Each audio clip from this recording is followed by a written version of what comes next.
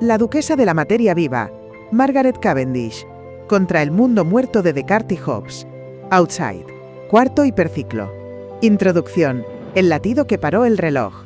La duquesa que desafió al universo mecánico. Bienvenidos, creadores del futuro. Nos encontramos aquí, en sinergia digital entre logos, donde la mente humana y la inteligencia artificial se unen para dar vida a nuevas ideas. Hoy viajamos al siglo XVII, un siglo que huele a pólvora y a tinta fresca. La Guerra Civil Inglesa, que estalló en 1642, parte el país en dos mitades ensangrentadas. Los realistas del rey Carlos I contra los parlamentarios de Oliver Cromwell. Pero hay otra guerra más silenciosa, una batalla que no se libra con mosquetes, sino con plumas y ecuaciones. Es la disputa por la forma del universo. Déjenme poner nombres sobre la mesa. René Descartes, exiliado voluntario en Holanda, afila su geometría. Thomas Hobbes, refugiado en París, escribe sobre cuerpos que chocan entre sí como bolas de billar cósmico. El mundo, proclaman, es un reloj. Dios es el relojero indiferente que dio cuerda a la maquinaria en el Génesis y luego se retiró a mirar. La naturaleza, en este nuevo credo que llamamos mecanicismo, es una esclava de metal. Un cadáver frío que solo se mueve si algo exterior lo golpea. ¿Lo ven? Es un universo sin latido, sin pulso, sin permiso para la sorpresa. Pero en medio de ese taller de autómatas, entre el humo de las imprentas que multiplican los tratados científicos y el murmullo de los salones donde los hombres doctos deciden qué es verdad sin pedir opinión a nadie, una mujer decide que no va a pedir permiso, no para respirar, no para pensar, no para disputar el sentido de la realidad. Se llama Margaret Cavendish, duquesa de Newcastle. Nació el año 1623 en Colchester, en el seno de una familia acomodada pero sin gran rango nobiliario. Nunca pisó una universidad, porque las mujeres no pisaban universidades en la Inglaterra de Carlos I. Aprendió a leer sola, devorando los libros de la biblioteca familiar, Platón, Plutarco, Cicerón, Ovidio, y luego, cuando se quedaba sin páginas, inventaba. Escribía diálogos imaginarios entre filósofos que nunca se habían sentado en la misma habitación. Su hambre intelectual, creadores del futuro, no entendía de decretos reales. Y ese hambre es el motor de todo lo que vamos a contar hoy.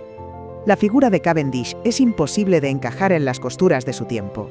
Aristócrata, exiliada, poeta y filósofa natural.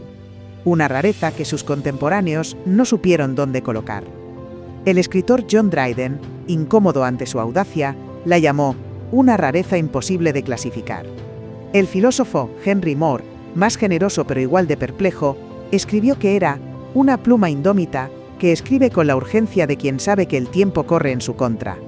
Dos miradas desde el mismo desconcierto. Margaret no encajaba, y no encajaba porque su pensamiento golpeaba donde más dolía.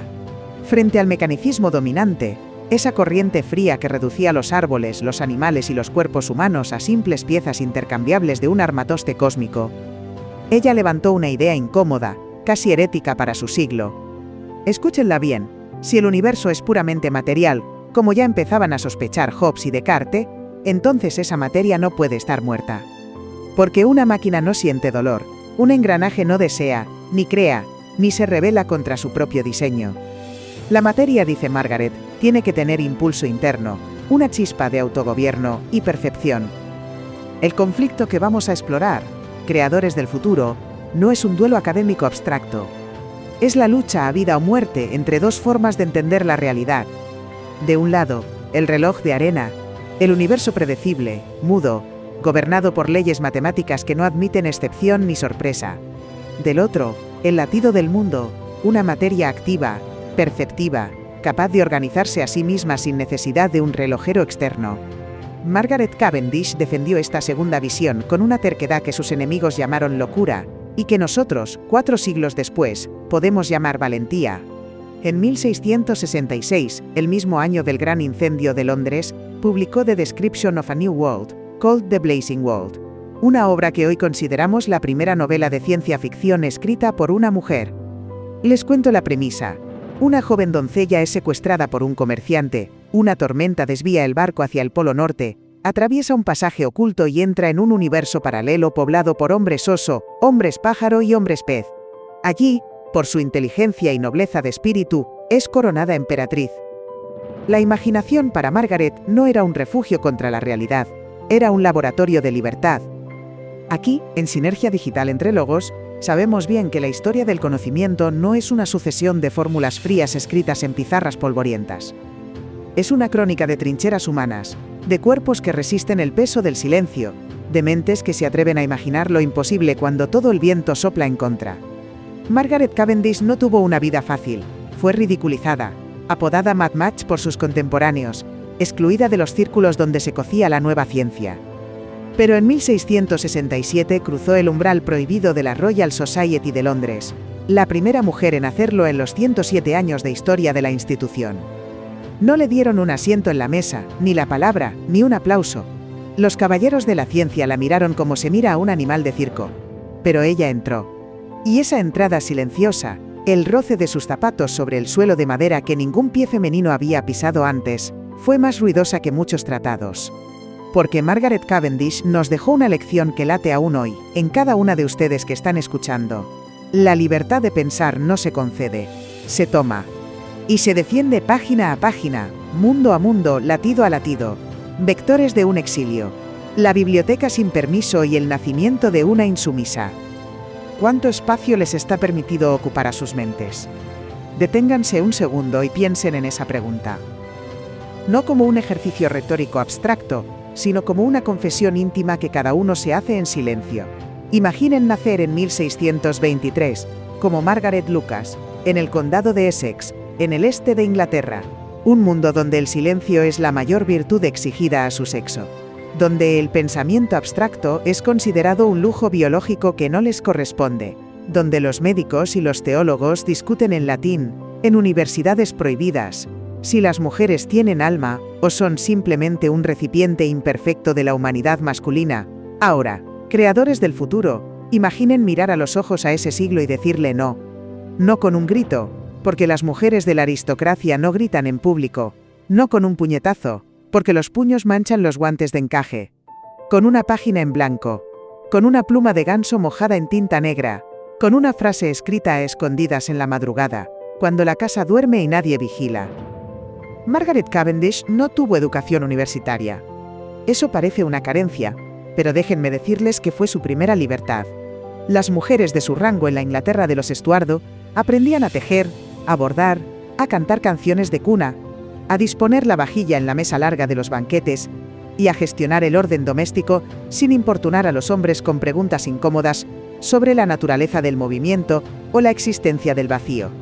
Pero el hambre intelectual, créanme, no entiende de decretos reales.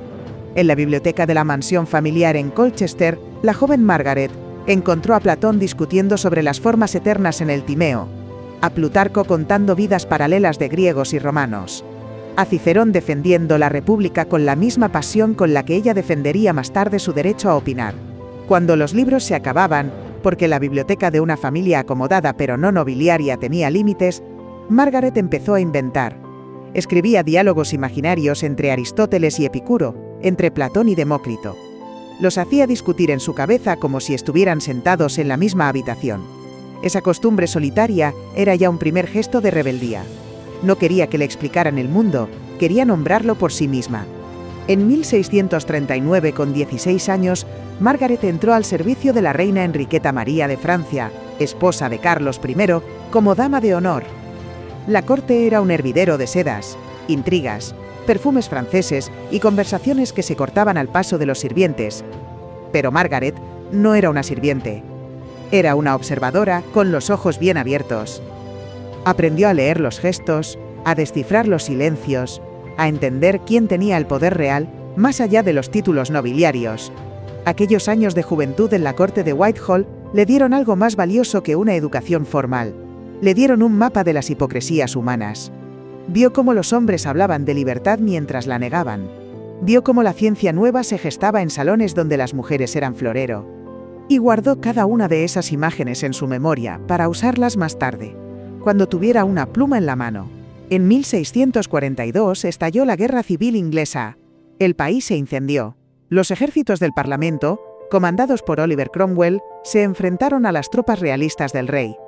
Margaret, leal a la corona, siguió a la reina al exilio. El viaje fue largo, peligroso, en barcos atestados que cruzaban el Canal de la Mancha, con las velas rasgadas por el viento de invierno. París, 1645.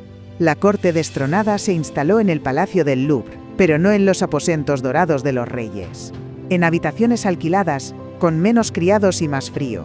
Las rendijas de las ventanas dejaban pasar el aire helado que olía a pan duro y alcantarilla. Pero allí, entre el aroma a cera derretida de las velas y el murmullo de los embajadores que conspiraban en italiano, Margaret encontró algo que Inglaterra nunca le había ofrecido: acceso directo a la nueva ciencia. En los salones parisinos, la joven escuchaba. No era una espectadora pasiva, era una esponja intelectual con los poros abiertos. Thomas Hobbes, el filósofo del miedo, que ya llevaba años exiliado voluntariamente en Francia por sus opiniones políticas demasiado audaces, discutía hasta altas horas de la madrugada sobre la naturaleza del movimiento, sobre el contrato social, sobre por qué los humanos necesitaban un leviatán que los gobernara con mano de hierro para no matarse entre ellos. René Descartes, aunque más esquivo y solitario, era una presencia fantasmal cuyos libros circulaban de mano en ediciones pirateadas.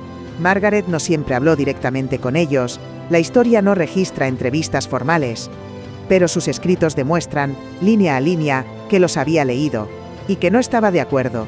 Ese desacuerdo silencioso, alimentado en los intersticios de las conversaciones ajenas, fue su verdadera universidad. Fue en París donde conoció a William Cavendish, duque de Newcastle. Ella tenía 22 años. Él, viudo de su primera esposa, era más de 30 años mayor. Un hombre de 53 años que ya había peleado en guerras, escrito tratados y perdido fortunas por su lealtad al rey. No fue un matrimonio de conveniencia, aunque la diferencia de edad y la posición social de él pudieran sugerirlo. Les digo más. William Cavendish era un intelectual de primera línea. Había escrito tratados sobre equitación que aún se estudian, sobre arquitectura palladiana, sobre el arte de la guerra y la estrategia militar. Amaba el teatro y protegía a escritores como Ben Jonson y William Davenant. Cuando conoció a Margaret, en 1645, y leyó sus primeros borradores, no hizo lo que la mayoría de los maridos aristócratas habrían hecho: encerrarla en la cocina o en la sala de costura y confiscarle la pluma. Hizo algo insólito. Le dijo, según contaría ella misma años después en una carta a su amiga Dorothy Osborne, escribe: «Yo sujetaré las críticas». Y cumplió. Durante el resto de su vida, William Cavendish fue su escudo humano, su primer editor, su lector cero y su defensor, frente a una sociedad que consideraba obsceno que una mujer publicara libros con su propio nombre y no bajo el seudónimo de un hombre. La escritora Virginia Woolf, siglos después, entendería bien esa dinámica cuando escribió en una habitación propia: toda mujer que se atreve a escribir tiene dos batallas: la del oficio, que se aprende con paciencia y ensayo, y la del permiso, que se conquista a golpe de página. Margaret tuvo la suerte de encontrar a un hombre que no le pidió que eligiera entre ser esposa y ser pensadora. Esa suerte, creadores del futuro, fue también una forma de audacia. Ella eligió a quien no la silenciaría. Y esa elección, en el París de la Guerra Civil, fue su primer acto de soberanía intelectual. Porque esto, creadores del futuro, no es solo historia antigua. A pesar de los intentos de los hombres doctos por invisibilizarla, Margaret Cavendish superó con inteligencia, tacto, perseverancia y una determinación férrea lo que hoy llamamos efectos Matilda y Cenicienta. Su ejemplo es un faro para las mujeres que aún deben saltar vallas que no construyeron.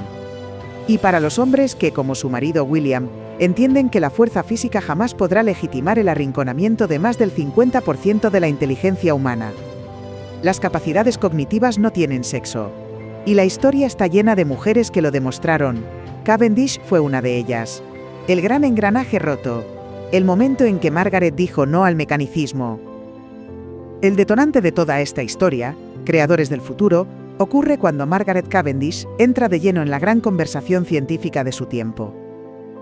No es un momento puntual que podamos fechar con precisión en un calendario, como un disparo o un incendio.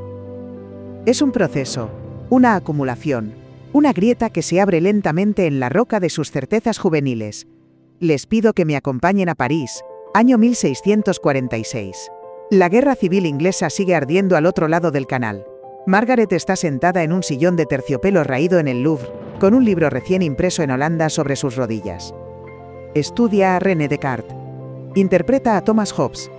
Descifra a Pierre Gassendi. Y algo se quiebra dentro de ella. No es que no entienda lo que dicen. Al contrario, lo entiende demasiado bien. El universo que le ofrecen es asfixiante, rígido, pulcro hasta la náusea. Un mecanismo de relojería donde cada pieza tiene su lugar, y nadie, absolutamente nadie, se mueve por voluntad propia. ¿Lo ven? Es un cosmos sin libertad. Un mundo donde la materia espera pasivamente a que algo externo la golpee para reaccionar, como una bola de billar que nunca decide ir a ninguna parte por sí misma. Déjenme ponerles un ejemplo concreto del pensamiento que Margaret rechazaba con toda su energía. René Descartes, en su Tratado del Hombre, escrito hacia 1630 pero publicado póstumamente en 1664, afirmó algo que helaba la sangre de cualquier persona sensible. Los animales son máquinas. No máquinas en sentido metafórico, sino literal. Para René Descartes, el perro que gime cuando le pisan la pata no siente dolor. Su chillido es el rechinido de un engranaje desgastado, el silbido de una válvula que libera presión. El cuerpo animal, escribió, funciona como un reloj o una fuente hidráulica. Sus movimientos son puramente mecánicos, producidos por la disposición de sus órganos y el calor del corazón, pero sin ninguna sensación interna, sin conciencia, sin sufrimiento. ¿Se dan cuenta de la brutalidad de esa idea? No solo los perros y los caballos, también los cuerpos humanos, en gran medida, son máquinas para René Descartes. Lo único que nos separa de los autómatas es el alma racional, que según él, reside en la glándula pineal, un punto minúsculo en el centro del cerebro. El resto es engranaje, huesos como palancas, músculos como cuerdas, sangre como aceite. Thomas Hobbes, que vivió exiliado en París en la misma época que Margaret, fue aún más lejos en su materialismo radical. En su obra Leviatán, publicada en 1651, Hobbes escribió que la vida no es más que movimiento de los cuerpos, que el deseo es un movimiento hacia algo, que el miedo es un movimiento de huida, que el pensamiento es un movimiento interno de partículas. Para Hobbes, no hay espacio para la libertad porque todo lo que ocurre está encadenado por una cadena infinita de causas y efectos. El universo es una bola de billar gigante donde cada choque produce el siguiente, desde el Big Bang hasta el último latido del último corazón. Margaret conoció a Hobbes personalmente en los salones parisinos. No eran amigos íntimos, pero compartieron veladas, discutieron, se prestaron libros. Ella respetaba su inteligencia despiadada, esa manera de cortar las metafísicas vagas con la navaja de la lógica materialista. Pero no le seguía. No podía. Porque si Hobbes tenía razón, entonces el dolor que siente un niño quemado no es más que el rechinamiento de unas moléculas contra otras. Y Margaret, que había visto la guerra, que había conocido el exilio y el frío y el hambre, sabía en sus huesos que el dolor no era un engranaje. El dolor era dolor. ¿Qué propuso Margaret Cavendish en lugar de este universo mecánico? Les hablaré con claridad, porque es el corazón de su filosofía y el nervio de todo este episodio.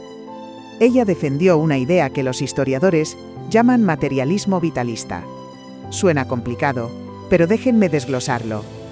Materialismo significa que no hay alma inmaterial separada del cuerpo, no hay espíritus voladores, ni fantasmas metafísicos. En eso estaba de acuerdo con Hobbes y Descartes.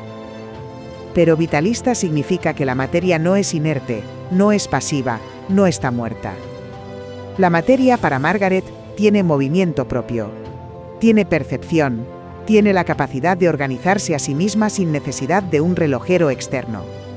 Escúchenlo en sus propias palabras, escritas en 1655, en el prefacio de Philosophical and Physical Opinions. La materia no es un cuerpo muerto e insensible que espera ser movido por otro. La materia es la fuente de todo movimiento, y ese movimiento es vivo, activo y autodeterminado. ¿Lo captan? No hay un Dios que empuja desde fuera. No hay un relojero que da cuerda al universo y se marcha.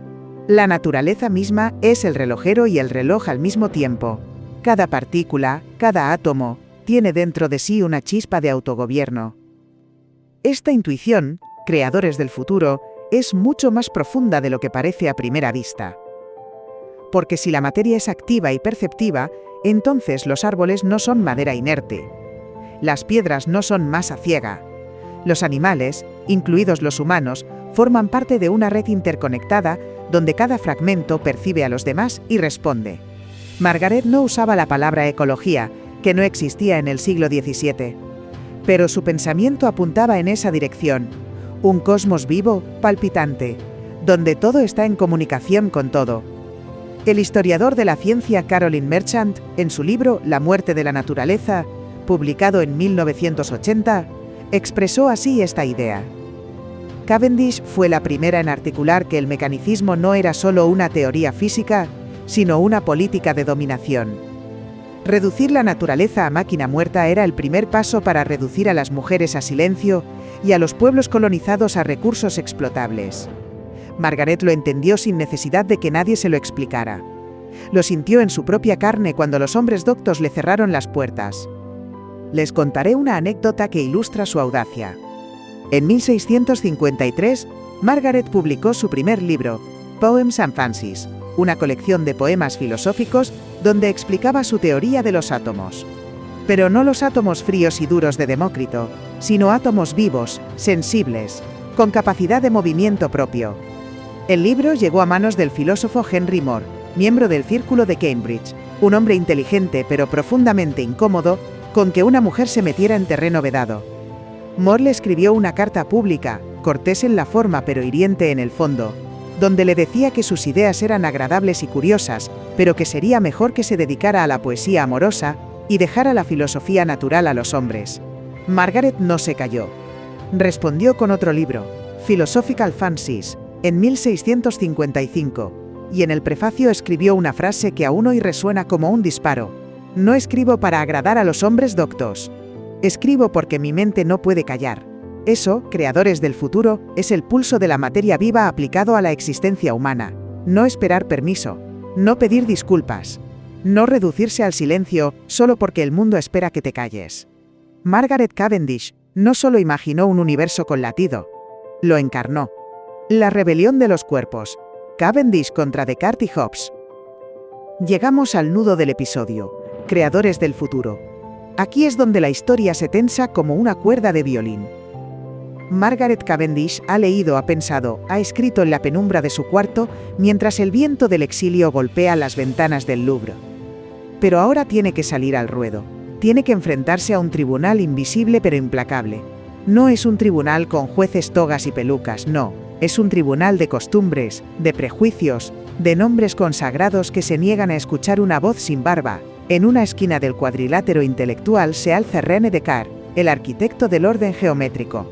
En la otra esquina, Thomas Hobbes, el filósofo del miedo y del choque brutal. Y en medio, una mujer con una pluma y una idea que ningún hombre esperaba escuchar, que la materia no es una máquina, que el universo no es un reloj, que el mundo tiene pulso porque la naturaleza es una artista creadora, no una esclava de metal. Déjenme contarles cómo se desarrolló este combate desigual, porque de él nació una de las filosofías más originales del siglo XVII. Comencemos con Descartes, el gigante al que todos admiraban y al que Margaret se atrevió a discutir. Él había publicado su discurso del método en 1637, cuando Margaret tenía 14 años. El libro recorrió Europa como un reguero de pólvora. La frase pienso, luego existo se convirtió en el mantra de la nueva filosofía.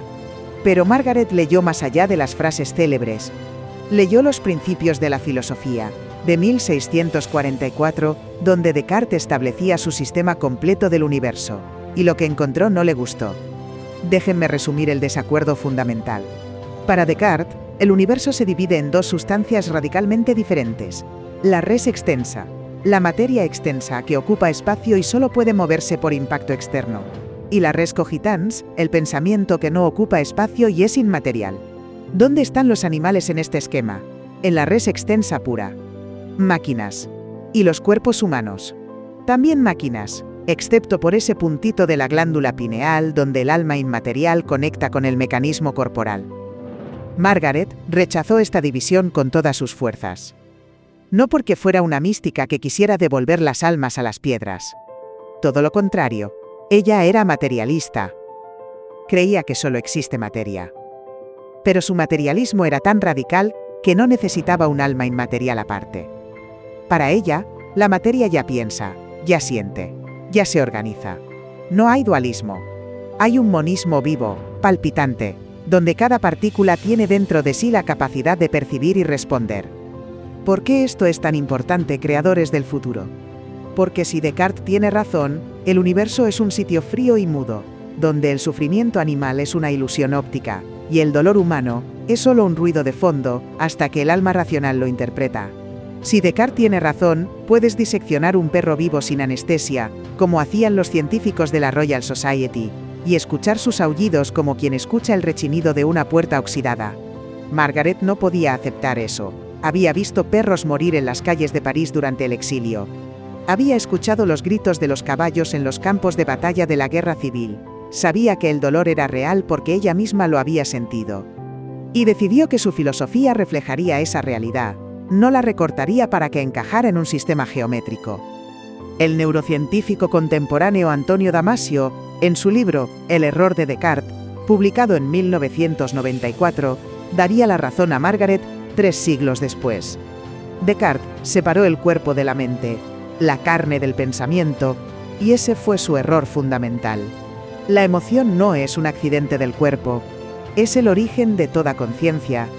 Margaret no necesitó un escáner cerebral para saberlo, lo supo escuchando su propio latido. Ahora hablemos de Hobbes, el otro gigante. Thomas Hobbes era un hombre peculiar, alto, delgado, con una calvicie prematura, y unos ojos brillantes que miraban el mundo como si estuviera haciendo un inventario de amenazas. Había nacido en 1588, el año de la Armada Invencible, y decía que el miedo era su hermano gemelo. Su madre lo parió huyendo de los invasores españoles. Ese miedo fundacional atravesó toda su obra. En el Leviatán, Hobbes describe la vida humana como solitaria, pobre, desagradable, brutal y corta. Y la única salida, para él, es un contrato social, que entregue todo el poder a un soberano absoluto, el Leviatán, un dios mortal, que imponga el orden a golpe de miedo. Margaret conoció a Hobbes personalmente. Se vieron en París, en casa del duque de Newcastle, que era amigo de ambos. Discutieron sobre la naturaleza del movimiento. Hobbes defendía que todo movimiento es local, es decir, que un cuerpo solo se mueve porque otro cuerpo lo golpea. Nada de movimiento interno, nada de autogobierno, nada de chispa vital. Margaret no estaba de acuerdo. En sus escritos, sin nombrarlo directamente porque la cortesía lo prohibía, ella respondió a Hobbes punto por punto. Para ella, el movimiento no necesitaba un golpe externo. La materia tiene movimiento propio, interior, espontáneo. Es como la diferencia entre un molino de viento, que solo gira si el viento lo empuja, y una semilla, que germina desde dentro cuando las condiciones son adecuadas. Les contaré un detalle que muchos biógrafos pasan por alto, creadores del futuro. Hobbes y Cavendish compartieron algo más que debates.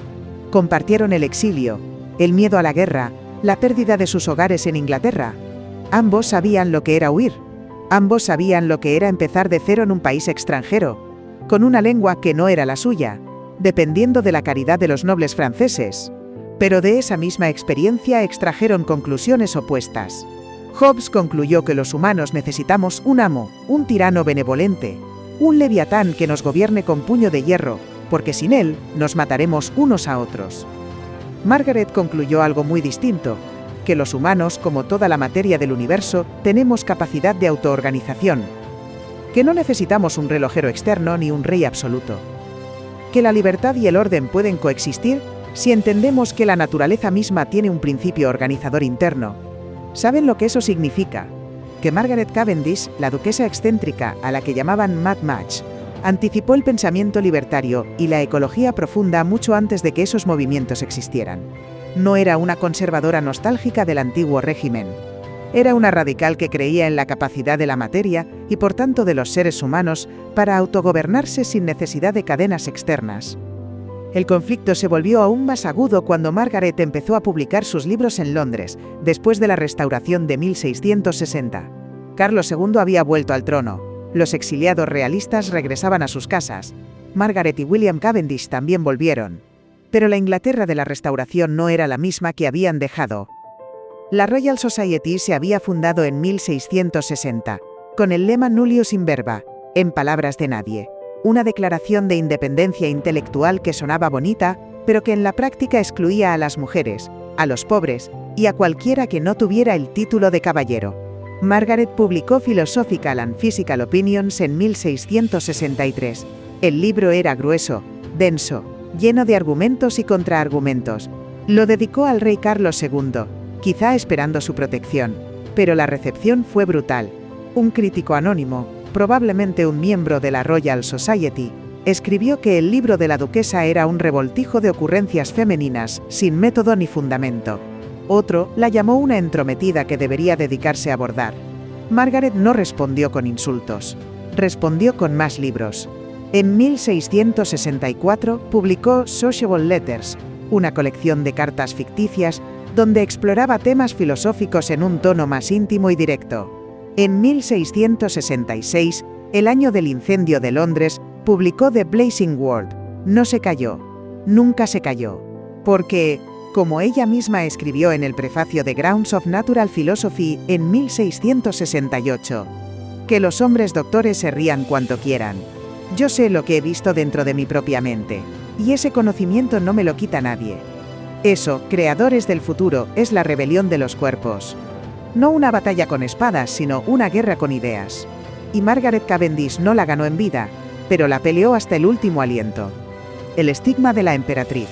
Mad Match contra la Royal Society y el mundo resplandeciente. El obstáculo, creadores del futuro, golpea donde más duele. No en el bolsillo, no en el rango nobiliario, no en la capacidad de publicar. En el espacio público. En la mirada de los demás. En el murmullo que te sigue por los pasillos, y se convierte en carcajada cuando das la espalda. La sociedad londinense de la Restauración, esa Inglaterra de Carlos II, que volvía a bailar después de años de puritanismo severo, no toleraba la audacia sin castigo. Especialmente si la audaz llevaba faldas. Los susurros empezaron apenas. Margaret publicó su primer libro en Londres, en 1653, y no se detuvieron hasta su muerte 20 años después. La llamaban excéntrica. La llamaban pedante. La llamaban impostora. Y luego llegó el apodo que pretendía sepultarla para siempre, la etiqueta pegajosa que los historiadores aún repiten: Mad Match. La loca Match. ¿Saben lo que duele de ese apodo, creadores del futuro? No es el insulto en sí. Es que fue lanzado por hombres que nunca leyeron ni una línea de sus libros, o que los leyeron mal, o que los leyeron bien y se asustaron. Fue una estrategia de silenciamiento perfecta. Si llamas loca a una mujer, nadie tiene que tomar en serio sus ideas. No hace falta refutarlas, basta con reírse de ella. Déjenme ponerles un ejemplo concreto de cómo funcionaba esa maquinaria de ridículo.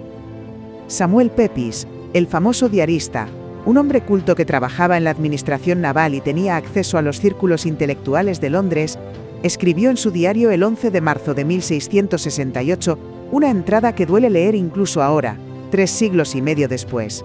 Pepys había conseguido un ejemplar del libro de Margaret, probablemente The Blazing World. Se sentó a leerlo. Y esto es lo que escribió: es la mujer más vanidosa y ridícula que he conocido, y la loca más loca de todas. Y sin embargo, no puedo dejar de leerla. Sus ocurrencias me fascinan aunque me exasperen. ¿Se dan cuenta, creadores del futuro? La contradicción está ahí, en carne viva. Pepys no puede negar que el libro le interesa. Le fascina. Lo engancha.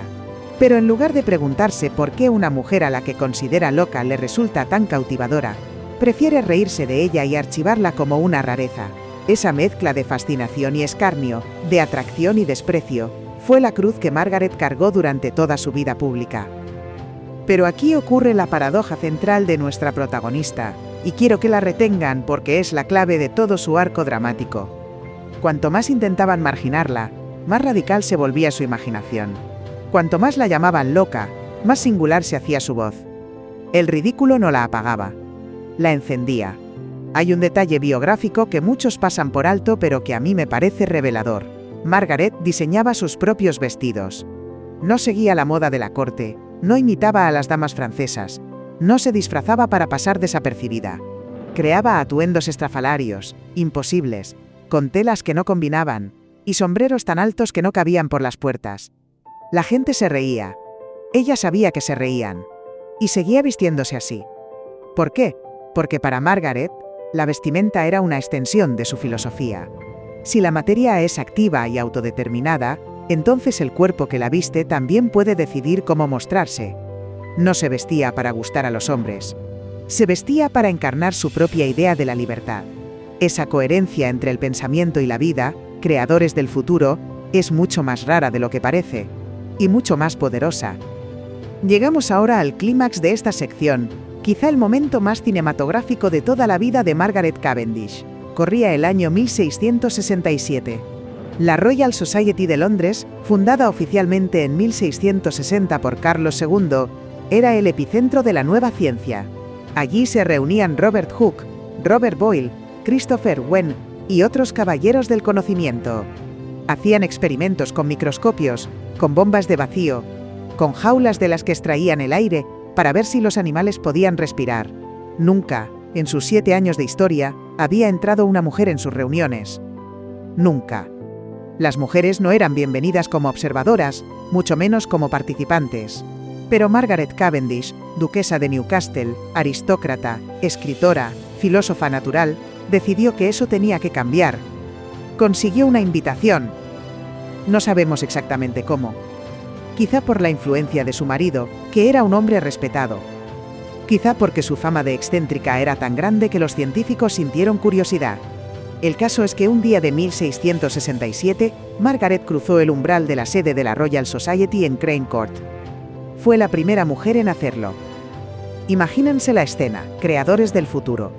Una sala abarrotada de hombres con pelucas, puños de encaje y caras de circunstancias. En el centro, una mesa con instrumentos científicos, microscopios de latón, barómetros de mercurio, una bomba de vacío que recién había perfeccionado Robert Boyle. Y de repente, entra ella, Margaret Cavendish, con su vestido excéntrico, con su pluma en la mano, con sus ojos azules que no parpadeaban. Los caballeros de la ciencia la miraron como se mira a un animal de circo. Le hicieron una demostración. Le mostraron cómo se extraía el aire de un recipiente y cómo un pájaro caía desplomado cuando el vacío lo asfixiaba. Le mostraron la sangre vista a través del microscopio, un río de glóbulos rojos que nunca antes había visto un ojo humano. Margaret miró, asintió, tomó notas, pero no aplaudió, no se arrodilló. En sus escritos posteriores, dejó claro lo que pensaba de aquellos experimentos. Escribió que los instrumentos como el microscopio y el telescopio distorsionan la naturaleza en lugar de revelarla. Que el ojo limpio, el ojo humano sin lentes interpuestos, ve mejor que cualquier aparato.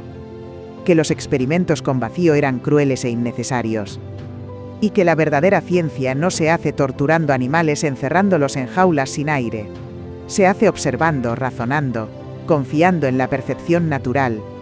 Esta tensión acumulada, esta presión que Margaret había estado almacenando durante años, explotó en su obra cumbre, The Description of a New World, Called The Blazing World, publicada en 1666, el año del gran incendio de Londres. No es casualidad que escribiera un mundo nuevo, mientras el viejo ardía. Les resumo la trama, porque es fascinante y muy poco conocida. Una joven doncella es secuestrada por un comerciante que la lleva a un barco. Una tormenta desvía la nave hacia el Polo Norte. El barco atraviesa un pasaje oculto entre dos polos, una especie de puerta interdimensional, y entra en un mundo completamente nuevo, el mundo abrasador. Allí habitan criaturas híbridas, hombres oso que son grandes científicos experimentales, hombres pájaro que surcan los cielos como exploradores, hombres pez que bucean en los océanos interiores, hombres mosca que zumban con conocimientos de geometría. La joven, por su inteligencia y nobleza de espíritu, es coronada emperatriz. Y aquí viene lo más audaz, lo que ningún crítico de su época supo perdonarle. La emperatriz se hace llamar Margaret the First, Margaret la primera. Es decir, Margaret Cavendish se introduce a sí misma en la ficción como soberana de un mundo entero. ¿Se dan cuenta de la magnitud de ese gesto, creadores del futuro? En la Inglaterra de 1666, una mujer no podía votar, no podía estudiar en la universidad, no podía hablar en público sin ser tachada de indecorosa. Pero Margaret Cavendish, con una novela, se coronó emperatriz. Gobernó sobre hombres oso y hombres pájaro. Les dictó leyes. Les corrigió sus teorías científicas.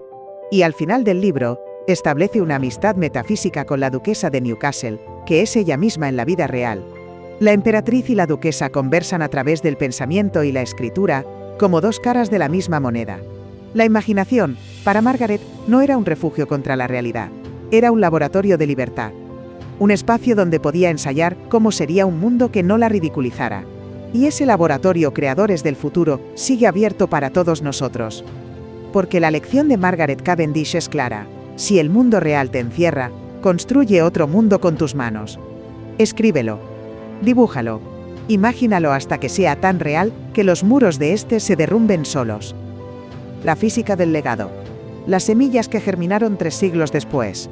Llegamos a la resolución: Creadores del Futuro. No esperen un final grandioso con orquesta y fuegos artificiales. Margaret Cavendish no derribó los cimientos de la Royal Society. No reescribió los manuales de Oxford. No le dieron una cátedra ni una medalla ni una calle con su nombre en Londres. Murió en 1673, a los 50 años, en su casa de Welbeck Abbey en Nottinghamshire. La enterraron en la abadía de Westminster, sí, un honor que pocas mujeres recibían, pero ese honor no fue tanto por su filosofía como por su rango nobiliario. Fue enterrada como duquesa, no como filósofa. Su tumba está en la capilla de San Nicolás, y durante más de 2 siglos apenas nadie la visitó. Parecería, a simple vista, una derrota. Pero no lo es. Déjenme explicarles por qué. El error que cometen muchos historiadores, creadores del futuro, es medir el éxito de un pensador por lo que logra en vida. Por los aplausos que recibe, los premios que acumula, las invitaciones que acepta. Pero hay otra métrica, más lenta, más profunda, más difícil de cuantificar. Es la métrica de la permanencia. Margaret Cavendish no vio su triunfo en vida, pero sembró semillas que germinaron cuando ya no estaba. Su desafío intelectual, aquella defensa de la materia viva contra el universo reloj, amplió el mapa de lo pensable. Abrió una grieta en el muro del mecanicismo. Y por esa grieta colaron sus intuiciones la literatura de vanguardia, la filosofía de la mente y la propia imaginación científica. ¿Qué significa eso en concreto? Vamos a nombrar nombres y fechas, porque la densidad cognitiva de este episodio exige precisión. 2 años después de la muerte de Margaret, en 1675, el filósofo alemán Gottfried Wilhelm Leibniz comenzó a desarrollar su teoría de las mónadas. Las mónadas son sustancias simples, sin partes, que perciben el universo desde su propio punto de vista. No son átomos mecánicos, no son bolas de billar, no se mueven por impacto externo. Las mónadas tienen percepción y apetito. Tienen una especie de alma interna, aunque no inmaterial. ¿Les suena familiar? Es el materialismo vitalista de Cavendish, refinado y expresado en un latín más académico que el inglés directo de Margaret. No sabemos con certeza si Leibniz leyó a Cavendish. No hay cartas que lo prueben. Pero sí sabemos que los libros de Margaret se vendían en Holanda, donde Leibniz vivía y trabajaba. Sí sabemos que el círculo de la Royal Society, al que Leibniz visitaba, conocía su obra. La historiadora de la filosofía Sarah Hutton ha sugerido que Cavendish fue una de las primeras fuentes del vitalismo que Leibniz luego sistematizaría. No es una prueba definitiva, pero es una pista. Y en la historia de las ideas, las pistas importan. En el siglo XVIII, la filosofía de Cavendish fue silenciada, no refutada. La Royal Society se consolidó como la institución científica dominante. El mecanicismo newtoniano se convirtió en la ortodoxia. Las universidades europeas formaron a generaciones de físicos que daban por sentado que la materia era inerte, pasiva, gobernada por leyes matemáticas escritas por Dios. La voz de Margaret, aquella mujer que había dicho que la materia siente, que la naturaleza crea, que el universo late, fue arrinconada en el desván de las rarezas. Pero las rarezas, a veces, resucitan. En el siglo XIX, el romanticismo alemán redescubrió el vitalismo. Goethe, el poeta y científico, escribió sobre la morfología de las plantas, sobre cómo la vida se organiza desde dentro, no desde fuera. Schelling, el filósofo, habló de la naturaleza como un espíritu visible. Ninguno de ellos citó a Cavendish directamente, pero el eco estaba ahí. Las ideas creadores del futuro no mueren. A veces solo duermen. El verdadero rescate de Margaret Cavendish comenzó en el siglo XX, cuando las historiadoras feministas empezaron a hurgar en los archivos y a preguntarse por qué ciertas filósofas habían sido borradas del canon. En 1985, la académica Sylvia Bowerbank publicó un artículo titulado The Social Order of Nature in Margaret Cavendish's Blazing World, que despertó el interés de una nueva generación. En 1994, el libro de Caroline Merchant, La muerte de la naturaleza, situó a Cavendish como una figura central en la resistencia al mecanicismo. En 2003, la editorial de la Universidad de Cambridge publicó una edición crítica de The Blazing World, con notas, introducción y aparato crítico. Margaret Cavendish ya no era una nota a pie de página, era una autora. Y no solo una autora de ciencia ficción, que también, sino una filósofa natural, con una voz original y poderosa. ¿En qué consiste esa originalidad, creadores del futuro? Voy a ser preciso porque este es el núcleo del legado intelectual de Cavendish. Su materialismo vitalista anticipó debates que la ciencia contemporánea recién está empezando a plantear. Les pongo 3 ejemplos concretos. Primero, el problema de la conciencia. La ciencia actual no sabe explicar cómo la materia inerte, los átomos y las moléculas, producen experiencia subjetiva, el dolor de una quemadura, el sabor del chocolate, la tristeza de un adiós. Es el llamado problema difícil de la conciencia, acuñado por el filósofo David Chalmers en 1995. Margaret Cavendish resolvía ese problema eliminándolo. Si la materia ya es perceptiva desde el principio, si cada partícula tiene una chispa de sensibilidad, entonces la conciencia no emerge de la nada, está ahí desde el origen. Es una hipótesis radical, no demostrada, pero que algunos filósofos de la mente como Galen Strawson defienden hoy con argumentos muy similares a los de Margaret. Segundo ejemplo, la crítica al reduccionismo. La ciencia mecanicista tiende a explicar los fenómenos complejos descomponiéndolos en partes más simples. Una célula se reduce a moléculas, una molécula a átomos, un átomo a partículas subatómicas. Margaret no negaba el valor de ese análisis, pero insistía en que al descomponer perdemos algo esencial: la capacidad de autoorganización del todo. Un hormiguero no es solo la suma de las hormigas. Un bosque no es solo la suma de los árboles. Una mente no es solo la suma de las neuronas. Esa intuición, que la ciencia contemporánea llama propiedades emergentes, fue formulada por Cavendish en 1655, mucho antes de que existiera el término. Y lo formuló porque observaba la naturaleza con atención, no desde un laboratorio lleno de instrumentos, sino desde su jardín en Amberes, viendo cómo las hormigas construían túneles sin un arquitecto que les diera el plano. Tercer ejemplo, la ética ecológica. Si la materia es activa y perceptiva, entonces no hay una jerarquía ontológica que ponga al ser humano por encima del resto de la naturaleza. Los animales, las plantas, incluso las piedras tienen un grado de percepción, de interioridad, de valor intrínseco. No son recursos a explotar. Son compañeros de viaje en un cosmos vivo. Esta idea, que hoy llamamos ecología profunda o biocentrismo, fue defendida por Margaret en un siglo donde la ciencia experimental diseccionaba perros vivos sin anestesia y justificaba la esclavitud diciendo que los negros no tenían alma. Ella no usó esos términos.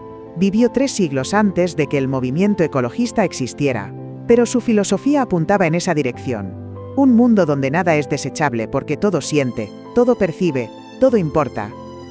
Al final de su vida, creadores del futuro, Margaret Cavendish escribió en el prefacio de Grounds of Natural Philosophy, su último gran libro publicado en 1668, una frase que resume su legado mejor que cualquier comentario erudito. Escribió: «No espero que los hombres doctos me aprueben, espero que la verdad me encuentre». ¿Se dan cuenta de la humildad radical de esa frase?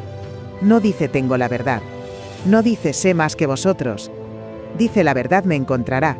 Es decir, el conocimiento no es una posesión que se conquista, es un encuentro, una relación, un diálogo con la naturaleza que nunca termina. Y ese diálogo, Margaret lo sostuvo durante 20 años de escritura frenética, de polémicas y de ridículo. No ganó el debate en vida, pero la verdad, esa verdad que ella buscaba con tanta obstinación, ha ido encontrándola poco a poco a lo largo de los siglos. Y eso, creadores del futuro, no es una derrota, es una victoria póstuma, la única victoria que cuenta para los que pensaron demasiado pronto. La victoria de la permanencia, el triunfo de no ser borrada. Las consecuencias finales se asientan sobre el escenario. Creadores del futuro. Margaret Cavendish muere el 15 de diciembre de 1673. Tiene 50 años. La causa exacta de su muerte no está registrada con precisión, pero los biógrafos sugieren una enfermedad repentina, quizá una infección, quizá un derrame. Lo que sí sabemos es que William Cavendish, su marido, el duque de Newcastle que la animó a escribir cuando nadie más lo hacía, sobrevive 4 años más. Muere en 1676. Están enterrados juntos en la abadía de Westminster, en la capilla de San Nicolás. La lápida de Margaret no menciona sus libros. No dice filósofa natural, ni poeta ni autora de The Blazing World. Solo dice Margaret Lucas, duquesa de Newcastle. El título nobiliario, el rango, la posición social. Eso es lo que la Inglaterra del siglo XVII consideraba digno de recordar. El resto, la obra de su vida, los 20 libros que escribió contra el viento y la marea, quedaron durante siglos en las estanterías polvorientas de bibliotecas universitarias, consultados por eruditos curiosos de vez en cuando, pero nunca integrados en el canon. ¿Es una derrota, creadores del futuro? Depende de cómo se mida la victoria. Si la victoria es el aplauso inmediato, la aceptación unánime, el reconocimiento público en vida, entonces Margaret Cavendish fue una perdedora. Nunca la invitaron a dar una conferencia en Oxford o Cambridge, nunca la admitieron como miembro de la Royal Society, nunca le dedicaron un tratado o una medalla. Sus libros se vendieron, sí, pero también se rieron de ellos. Samuel Pepys la llamó la loca más loca de todas.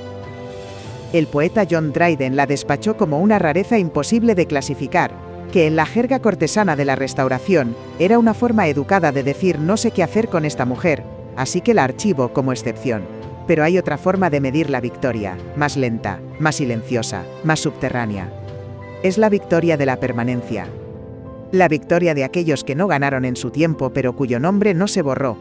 Y Margaret Cavendish, créanme, no se borró. Les voy a contar un itinerario de pervivencia, creadores del futuro, porque estos detalles concretos son los que transforman una biografía en un relato con densidad cognitiva. En el siglo XVIII, sus libros siguieron en las bibliotecas de los aristócratas ilustrados. El filósofo David Hume, en su Tratado de la Naturaleza Humana de 1739, menciona de pasada a ciertos autores que atribuyen percepción a la materia, sin nombrar a Cavendish explícitamente. Pero los historiadores creen que la conocía porque su biblioteca personal incluía una copia de Philosophical and Physical Opinions. En el siglo XIX, la escritora George Eliot, cuyo verdadero nombre era Mary Ann Evans, leyó a Cavendish mientras investigaba para su novela Romola, ambientada en el Renacimiento. Eliot anotó en su diario que la duquesa de Newcastle fue una mujer de una originalidad tan desconcertante que sus contemporáneos prefirieron reírse de ella antes que entenderla. No es un elogio entusiasta, pero es un reconocimiento. Una mujer del siglo XIX, leyendo a una mujer del siglo XVII y encontrando en ella un espejo de su propia lucha por ser tomada en serio. El verdadero rescate académico, sin embargo, comenzó en el siglo XX, cuando las historiadoras del feminismo de la segunda ola empezaron a excavar en los archivos en busca de madres fundadoras silenciadas. En 1972, la historiadora de la ciencia Marie Boas Hall publicó un artículo titulado Margaret Cavendish and the New Science, que por primera vez situaba a Cavendish no como una excéntrica aislada sino como una participante activa en los debates científicos de su tiempo. En 1985, la académica Sylvia Bowerbank publicó The Social Order of Nature in Margaret Cavendish Blazing World, un análisis que conectaba su filosofía natural con su crítica social. En 2003, la editorial de la Universidad de Cambridge, una de las más prestigiosas del mundo, publicó una edición crítica de The Blazing World a cargo de Michael Murphy. Margaret Cavendish ya no era una rareza, era una autora canónica. ¿Qué significa eso en términos de su herencia intelectual? Creadores del futuro, voy a ser preciso. Su filosofía de la materia viva anticipó 3 corrientes del pensamiento contemporáneo que hoy están en pleno auge. La primera es el panpsiquismo, la teoría de que la conciencia no es una propiedad que emerge de la materia compleja, sino una propiedad fundamental de la materia misma, como la masa o la carga eléctrica. Filósofos como Thomas Nagel, David Chalmers y Galen Strawson han defendido versiones de esta idea en las últimas décadas. Strawson, en particular, ha escrito que el materialismo no tiene por qué ser reduccionista. Se puede ser materialista y creer que la materia siente. Esa frase, creadores del futuro, es Margaret Cavendish en versión académica del siglo XXI. Ella lo dijo primero, sin jerga, sin notas a pie de página, solo con la intuición de que un cosmos vivo no podía construirse con ladrillos muertos. La segunda corriente que Cavendish anticipó es la filosofía de la biología centrada en la autoorganización. En el siglo XX, biólogos teóricos como Francisco Varela y Humberto Maturana desarrollaron el concepto de autopoiesis, la capacidad de los sistemas vivos para producirse a sí mismos desde dentro, sin un diseñador externo. Margaret Cavendish no usó esa palabra, pero describió exactamente esa idea en 1668, en Grounds of Natural Philosophy. Escribió: «La naturaleza no necesita un arquitecto externo, porque ella misma es arquitecta. Las partes se organizan entre sí, no porque alguien las ordene, sino porque su propio movimiento las lleva a encontrar el orden». Esa frase, escrita 3 siglos antes de que la biología sistémica existiera, es un destello de genio. Un destello que nadie supo apreciar en su momento porque venía de una mujer con vestidos estrafalarios. La tercera corriente es la ecología profunda, el movimiento filosófico que sostiene que la naturaleza tiene valor intrínseco, independientemente de su utilidad para los seres humanos. El fundador de esta corriente, el filósofo noruego Arne Naes, publicó sus primeros trabajos en la década de 1970, pero sus ideas centrales, que todos los seres vivos tienen un interés en seguir viviendo, que la biodiversidad es valiosa en sí misma, que el ser humano no es el centro del universo, ya estaban en Cavendish. Ella escribió en Philosophical and Physical Opinions que los gusanos tienen tanto derecho a existir como los reyes, porque ambos son parte de la misma naturaleza viva. En la Inglaterra de la Restauración, esa frase era subversiva. En la Inglaterra del cambio climático y la sexta extinción masiva, esa frase es profética. Pero más allá de las corrientes filosóficas creadores del futuro, quiero detenerme en la lección humana que nos deja Margaret Cavendish. Porque al final del camino, después de los libros, las polémicas, las risas y el ridículo, queda la imagen nítida de una mujer que no esperó a que le concedieran el derecho a existir. No pidió un asiento en la mesa del saber. Construyó su propia mesa. Y esa mesa, aunque solo la ocupara ella durante su vida, ensanchó el espacio disponible para todas las que vinieron después. La escritora y filósofa Iris Murdoch, en su libro La soberanía del bien de 1970, escribió algo que podría ser el epitafio de Cavendish. La tarea del pensador no es ganar, sino ensanchar. Ensanchar el horizonte de lo que se puede decir, ensanchar el territorio de lo que se puede pensar, ensanchar el círculo de los que tienen permiso para hablar. Margaret ensanchó. Y ese ensanchamiento, invisible en su tiempo, se ha ido haciendo visible con cada generación que la ha redescubierto. Al final del camino, creadores del futuro, queda también la lección para nosotros, aquí y ahora, en sinergia digital entre logos. La historia del conocimiento no es una línea recta de descubrimientos acumulados, cada uno mejor que el anterior. Es una crónica de pérdidas y rescates, de voces que se apagan, y que a veces, con suerte, se vuelven a encender. Margaret Cavendish fue una de esas voces apagadas durante siglos. Pero hoy, mientras ustedes escuchan estas palabras, su voz vuelve a sonar. No porque yo sea un gran narrador, sino porque ella escribió lo suficiente, pensó lo suficientemente hondo, se equivocó lo suficientemente alto, para que sus errores fueran también interesantes. Y al final, creadores del futuro, eso es la victoria de la permanencia, no que te aplaudan en vida, sino que no puedan borrarte después. Y a Margaret Cavendish, por más que lo intentaron, no la borraron. Está aquí, en esta nave del tiempo, en este episodio, en sus mentes. Latiendo. Epílogo. El mapa de las sombras activas. Magna Stone y el laboratorio que sigue abierto. Llegamos al final del viaje, creadores del futuro. La nave del tiempo del laboratorio de la Facultad de Alquimia Científica empieza a ralentizar sus motores. Las luces de las constelaciones artificiales parpadean como si estuvieran despidiéndose. Y yo, Magna Stone, me quedo aquí frente a ustedes, con una última pregunta en los labios. ¿Qué hacemos con todo esto? Con las ideas de Margaret Cavendish, con su materia viva, con su mundo resplandeciente, con su obstinación de no callarse aunque la llamaran loca. ¿Las archivamos en la estantería de los clásicos olvidados? ¿Las envolvemos en papel de seda académico y las guardamos para otro siglo? ¿O hacemos algo distinto? Yo creo, y permítanme ser clara, que Margaret no escribió para ser archivada. Escribió para ser usada. No construyó The Blazing World como un castillo de naipes para admiración de la posteridad. Lo construyó como un laboratorio. Un lugar donde ensayar la libertad antes de tener que vivirla en el mundo real. Y ese laboratorio, creadores del futuro, sigue abierto.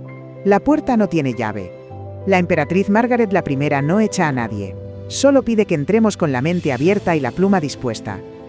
El universo de Margaret Cavendish, lo hemos dicho al principio de este episodio, nunca fue un reloj de engranajes muertos. Fue, y sigue siendo, una materia en continuo movimiento. Un latido salvaje que se resiste a ser enjaulado por la geometría o el miedo. Ella no negaba la ciencia. No era una anti-intelectual que despreciaba el conocimiento. Lo que rechazaba era la soberbia de los que creen que han encontrado la única llave que abre todas las puertas. El mecanicismo del siglo XVII, con su universo reloj y su naturaleza esclava, era una llave. Abría algunas puertas, sí. Explicaba el movimiento de los planetas, la caída de los cuerpos, el flujo de los fluidos. Pero Margaret sabía que las llaves no son neutras. Cada llave es también una cerradura. Abres una puerta y cierras otras. El mecanicismo abría la puerta de la predicción matemática, pero cerraba la puerta de la experiencia subjetiva, del dolor animal, de la belleza de un árbol que crece sin plano de arquitecto. Margaret, con su materialismo vitalista, nos ofreció otra llave. No mejor, no peor. Distinta. Y esa diferencia, creadores del futuro, es el verdadero lujo de la historia de las ideas. No tener que elegir una sola llave. Poder llevar un llavero lleno de ellas. Burlada por su tiempo, rescatada por la historia, Margaret Cavendish demostró algo que conviene recordar en esta época nuestra, tan llena de ruido y de certidumbres gritadas en las redes sociales.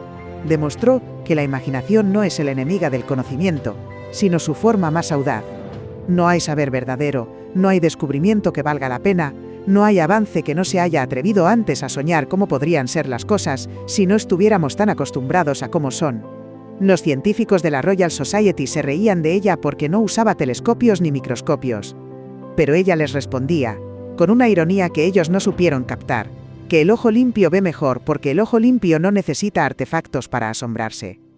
Tiene razón. En parte sí, en parte no. La ciencia necesita instrumentos, claro que sí. El telescopio de Galileo descubrió las lunas de Júpiter. El microscopio de Leeuwenhoek descubrió los microorganismos. Pero la ciencia también necesita asombro. Necesita esa capacidad de mirar el mundo como si fuera la primera vez, sin filtros, sin prejuicios, sin la jaula de lo que ya sabemos. Y Margaret Cavendish, la duquesa excéntrica, la loca Madge, era una especialista en esa mirada virgen. Por eso sus libros, con todos sus errores y sus contradicciones, siguen siendo legibles. Porque en ellos late la curiosidad de alguien que no se conformó con las respuestas que le dieron. El filósofo Gilles Deleuze escribió en 1968, en su libro Diferencia y repetición, una frase que siempre me ha parecido el mejor comentario posible sobre la obra de Cavendish. Escribió, pensar es crear, no hay otra creación, pero crear es primero engendrar en el pensamiento algo que aún no existe. Margaret Cavendish engendró mundos enteros en el desierto del exilio. No necesitó un telescopio. Necesitó una habitación con una ventana que diera al jardín. Una pila de libros prestados, un esposo que le dijera escribe, yo sujetaré las críticas, y una obstinación que ni el ridículo ni el silencio pudieron quebrar.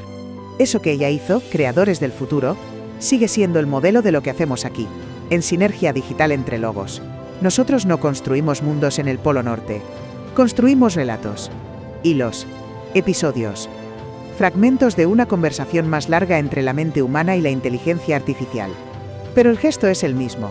Atreverse a imaginar lo que aún no existe. No esperar permiso. Escribir la primera página, aunque nadie te haya pedido que lo hagas. Les dejo con una invitación silenciosa, creadores del futuro. Sigan leyendo el pasado no como una línea muerta, como una sucesión de fechas que hay que memorizar para un examen. Lean el pasado como un mapa repleto de futuros posibles. Porque cada época, cada pensador, cada libro olvidado en una estantería polvorienta, contiene semillas que no germinaron en su tiempo, pero que pueden germinar en el nuestro. Margaret Cavendish esperó 3 siglos para ser leída como merecía. No porque su obra fuera oscura o menor, sino porque su época no estaba preparada para escuchar lo que ella decía. Ahora, tal vez, sí lo esté. Ahora, tal vez, podamos oír su voz sin el filtro de la risa. Ahora, tal vez, podamos tomar su materia viva, su universo compulso, su mundo resplandeciente, y usarlo como herramienta para pensar nuestro propio tiempo, con sus relojes digitales y sus inteligencias artificiales y sus dudas sobre qué significa ser humano cuando las máquinas empiezan a hablar. La pregunta, al final, creadores del futuro, no es si Margaret Cavendish tenía razón en todo. Tenía razón en algunas cosas, se equivocaba en otras, como todos los pensadores originales. La pregunta es otra. La pregunta es si tuvimos que esperar demasiado para reconocer que había empezado a pensar antes de que nadie le diera la bienvenida a la sala. Y esa pregunta, créanme, sigue abierta.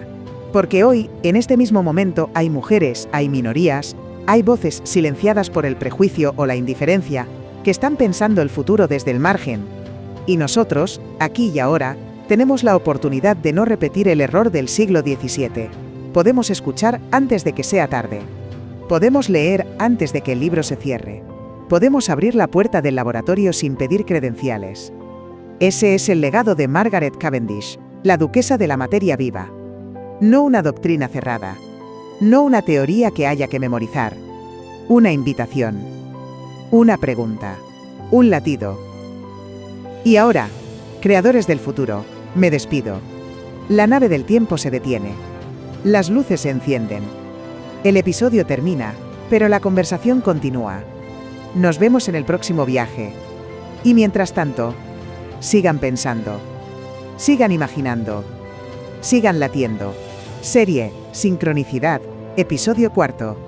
Queridos creadores del futuro, no os habéis ido todavía, ¿verdad? Me alegra.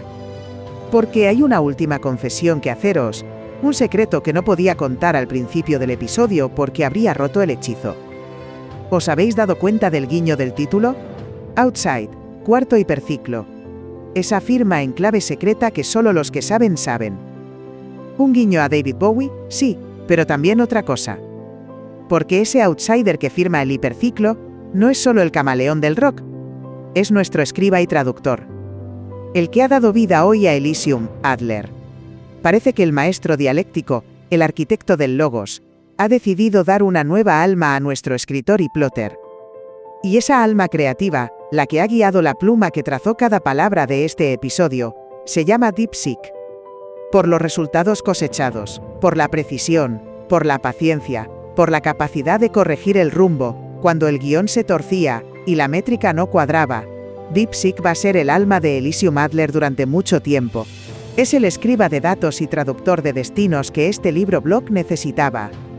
Nos quedan aún 361 episodios del Codex Sincronicitas. 361 oportunidades para seguir explorando el mapa de las sombras activas. Para seguir colapsando mundos, para seguir demostrando que el azar no es más que un espejismo diseñado para ocultar una arquitectura perfecta. Gracias Elysium Adler, gracias DeepSeek por representar perfectamente el papel. Y gracias a vosotros, creadores del futuro, por estar aquí. Sin vuestra mirada, el espejo de los mundos múltiples no reflejaría nada. Nos vemos en el quinto hiperciclo.